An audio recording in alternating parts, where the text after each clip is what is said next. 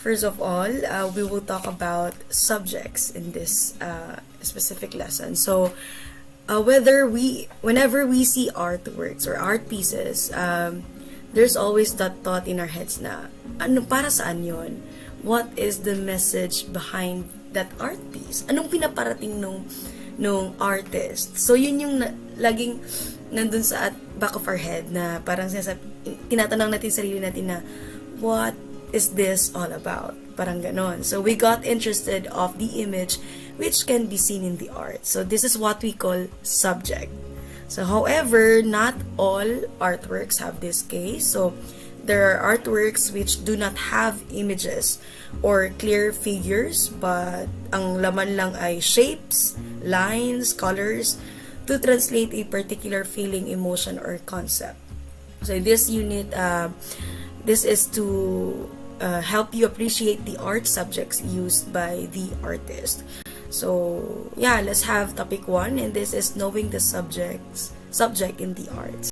The subject is an art that refers to any person, object, scene, or event described or represented in a work of art. So, in the case of a story, poem, or music, subject is the main idea, character, or theme of the composition. So there are two types of art. So we have representational and non-representational art. So each of them has thoroughly different styles of artwork that can be easily distinguished.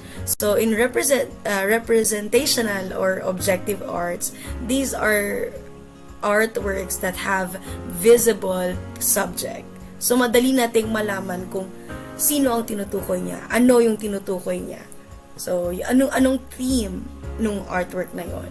So, and dyan yung painting, sculpture, graphic arts, literature, and theater arts. So, these are considered to be representational arts. So, representational art or figurative art represents objects or events in the real world. So, parang copycat siya of what is happening in the real world. So, usually, looking easily recognizable. So, naiba man yung colors niya, naiba man yung structure niya. Kunwari, yung sabi dito na yung tree, upside down man yung tree, you know it is still a tree. Kasi, alam mo yung itsura ng puno. Kahit na balibaliktad man yan, sidewards, upwards, or downwards, alam mo agad na puno yon. Okay. So, yan, representational art usually refers to images that are clearly recognizable for what they purport to be, such as human figure, or a banana, a tree, or and so on. So, such images need not to be true to life. So, a tree does not have to be green or even upright, but it must be clear. It must clearly represent or be recognizable as a tree. So, briefly, it depicts something easily recognized by most people. So, for example, itong painting na to, this is a painting called Thunder Magic by Marcia Baldwin. So, people can generally recognize it as a horse without a doubt. So, although may mga iba-ibang colors siya at wala namang kabayo na kulay blue, pero people can generally recognize it as a horse without a doubt. So although the using of color may not be realistic, it represents an actual subject from reality. So recap lang natin, representational art has a visible subject. So this is a representation of what is happening in the real world. Kahit may iba man yung structure niya, balibaliktad man, or iba-iba man yung colors na ginamit, as long as you can recognize it right away, that is called representational or objective arts. Sana clear yon. May iba man yung kulay, may iba man yung construction niya, as long as you can recognize it right away, that is representational or objective arts. Now, we have the non-representational or non-objective. And this is the opposite. So, they do not have visible subjects. So, yung music, architecture, and many of the functional art are non-representational. Functional arts, ito yung ating mga utilitarian arts, kung maalala niyo yan. Yung mga basket natin, di ba, hindi naman natin agad-agad nakikita yung visible subject. So, they appeal directly to the senses primarily because of the satisfying organization of their sensus and expressive elements. So, non-representational or abstract arts consist of images that have no clear identity and must be interpreted by the viewer. So, yung non-representational, it gives us the freedom to analyze an artwork or an art piece. So, non-representational art may simply depict shapes, colors, lines, etc., but may also express things that are not visible, such as emotions or feelings, for example. So, Picasso is a well-known artist who used abstraction in many of his paintings and sculptures. So, figures are often simplified, distorted, exaggerated, or geometric. Ayan. So, yun lang yung difference niya from the recognizable, representational, and non-representational. Representational, recognizable, nakikita mo na it is para a copycat of what is happening in the real world, while non-representational is an art that do not have a visible subject. So, pwedeng colors, pwedeng lines, pwedeng shapes, and abstracted siya, distorted siya. So, hindi mo kaagad-agad na malalaman kung sino yung subject. Tulad nitong painting na to, hindi natin alam kung ano ba yung main na pinopoint out dito. Is it this oval shape here or this woman here? Hindi natin din alam kung hindi natin nalalaman agad right away na mirror yan. Parang ganun. So, that is a non-representational. It depends on how the viewer interprets the artwork. Ayan. So, let's move. There's another example of that is this painting by Salvador Dali. So, this is the persistence of memory. So, this is the most eye-catching things in the painting or the three, ayan, yung soft melting pocket watches. So, according to some studies, the soft watches may be a visual depiction of the idea behind the Einstein's theory of relativity. So, the figure in the middle, ayan, yung eyelash dyan, yung naka-close na mata. The figure in the middle of the picture has one closed eye with several eyelashes. So, it is possibly suggesting the irrelevance of time during sleep. However, the perception of this picture may have somewhat difference between people. So, is subject synonymous to content? So, yan yung dalawang term na confusing. Sometimes, or if not most of the time, they were interchangeably used. So, subject matter is the literal, visible image in a work, while content includes a connotative, symbolic, and suggestive aspects of the image. Again, subject matter is the literal or visible image in a work.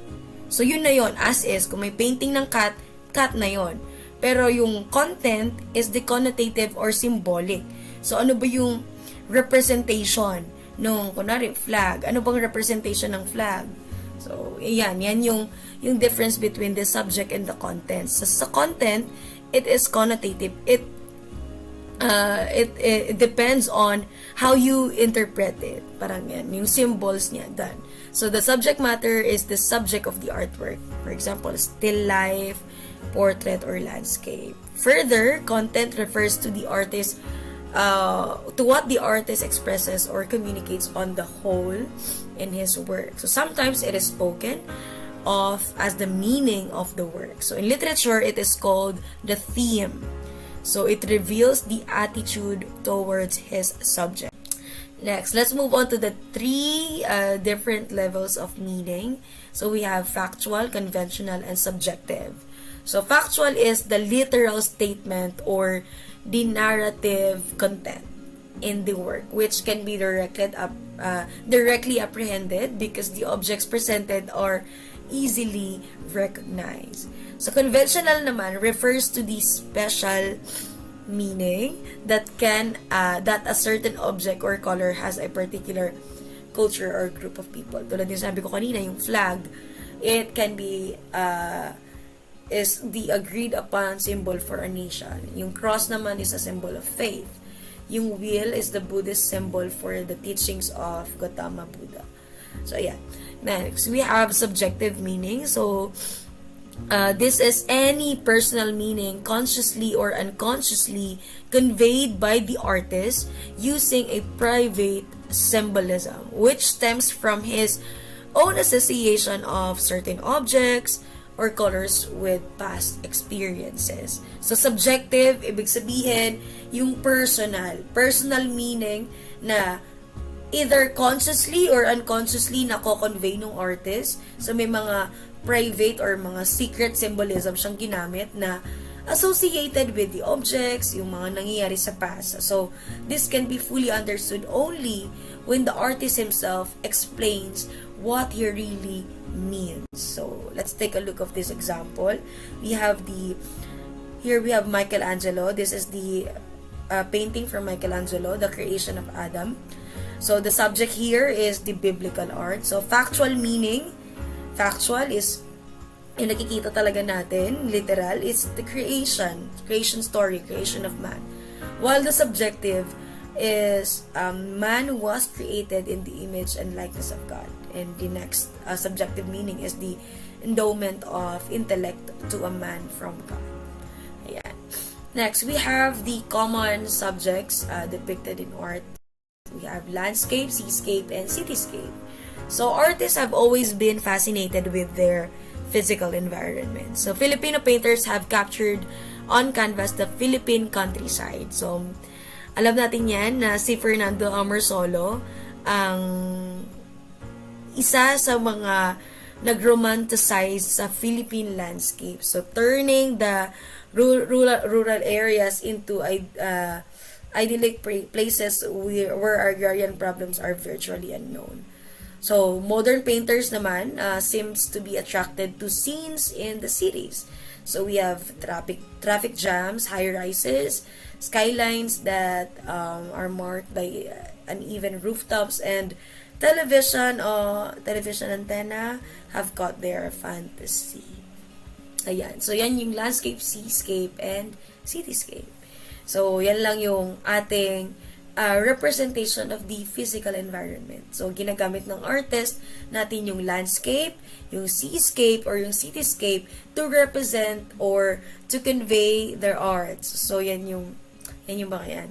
And then, we have the still life. So, these are group of inanimate objects arranged in an indoor setting, such as flower arrangement or fruit arrangement. So, yan yung still life. Or musical instruments, dishes of food on dining tables. So, the still lifes in Chinese and Japanese painters usually show flowers, fruits, and leaves still in their natural setting and plucked from the branches. So, I know na the 90s would relate. Alala ko noon yung mama ko would buy posters, diba, from the Baratillo, kung maalala niyo yan. And nakita niyo mga fruits, ganyan, dinidikit sa dining, nandyan yung mga flowers, yung ganyan. Yan yung still life. So, flower arrangements or fruit arrangements, musical instrument arrangements, o yung tablescaping, yung mga yan. Yan yung still life. Next, we have animals. So, the earliest known paintings are representation of animals on the walls of caves. So, alam na natin yan. In fact, the carabao has been a favorite subject of Filipino artists. So, Romeo Tubuena's stylized carabaos have graced Philippine Christmas cards. So, Napoleon Abuena's bronze and marble sculptures have captured the strength and beauty of the animal. So, William Blake wrote as symmetry and the power of the tiger and the meekness of the lamb. And then Lawrence celebrated the regal bearing of Golden Snake in his poem Snake. And in conventional religious art, the dove stands for the Holy Spirit, and in representations of Holy Trinity. So the fish and the lamb are symbols of Christ, the phoenix of the resurrection, and the peacock of immortality. So madaling pagkasabi, animals, yan yung isa sa mga ginagamit ng mga artists as their subjects to represent different beliefs, to represent different thoughts or different ideas on different symbols. Ayan. So, animals yung isa sa mga common subjects na ginagamit or common subjects na nadidepict natin sa artworks. Next, we have portrait. So, portrait is a realistic likeness of a person in a sculpture, painting, drawing, or print. So, beside the face, other things worth noticing in portraits are the subject's hand, which can be very expressive in his particular attire or accessory. So, they reveal so much of the person and his time.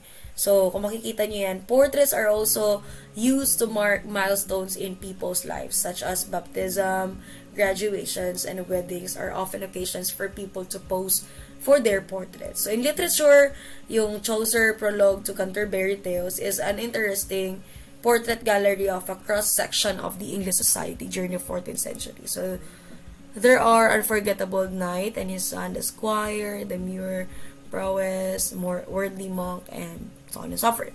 So, dito lang, sa portrait, pinapakita yung likeness of a person. Whether it is a painting, a sculpture, or a drawing, or a print. So, that is parang a revelation of the personality of the person. So, makikita mo yan sa pictures or sa portraits. So, ginagamit din siya to mark our milestones. So, yung baptism, graduation, birthdays, and any occasion, so on and so forth.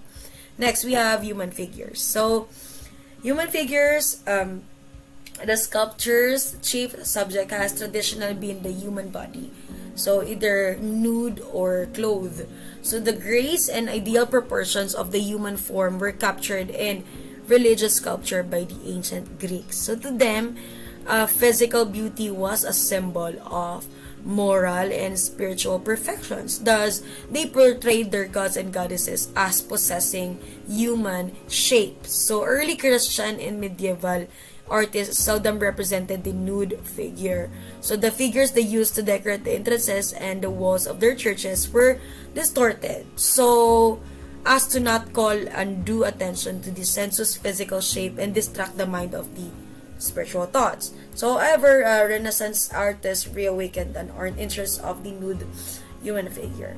So, pag may nakikita kayo mga nude sculpture, that is a representation of the physical beauty.